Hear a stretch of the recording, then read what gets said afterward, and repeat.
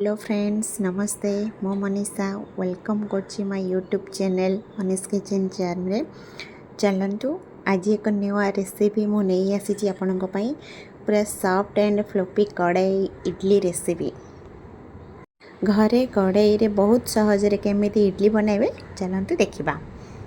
देखंतु मो जो माने इडली करी तो पूरा आलू पूरा देकर इडली मु बनैबी तो से आमको आलू पूरा माने आलू मसलाटा रेडी करबा दरकार।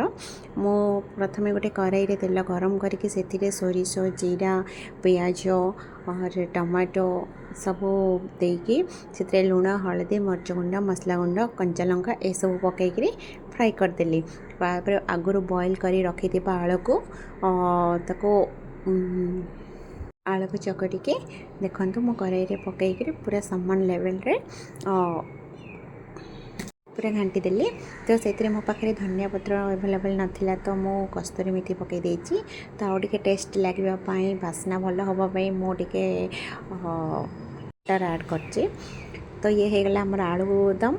नेक्स्ट आम चटनी बनैबा। चटनी बनैबा पई मो नेछि हर तरकारी डाली तेंतुली सुखिला लंका जीरा को भल भाव भाजिकी से सब रखी फुटण बर्तमान देती फुटण करी कि रेड आसवाई मुझे जेहेतु आगुरी रेड चिली पकई तो बहुत राग आ खाली कलर आसवाई देदेली फुटेदेली लंका देकर बर्तमान रखीदे आमर आलूदम प्रिपेयर हो गला। आ ये चटनी भी होगला।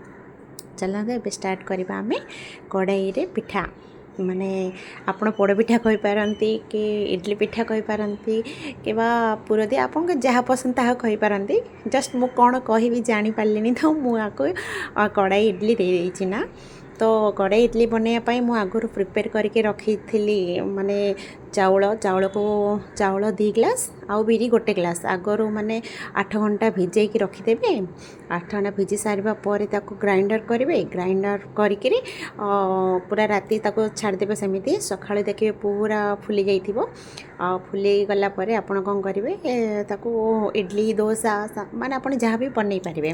तो एथरे मो कड़ाई गरम हो सारा पर तेल लगे देली। तेल लगे सारिबा परे देखंतु मो पिठौ 2 डंकी देदेली तापर आलू जो मसला बनैथिले से आलू मसला को ता ऊपर रखीदेली पुणी आउ 2 डंकी से पिठौ को देकरी मो ताको चार साइड रे तेल टी लगे घोड़णी गोटे देकी घोड़ाई दबा जमी एयर पास न हुए।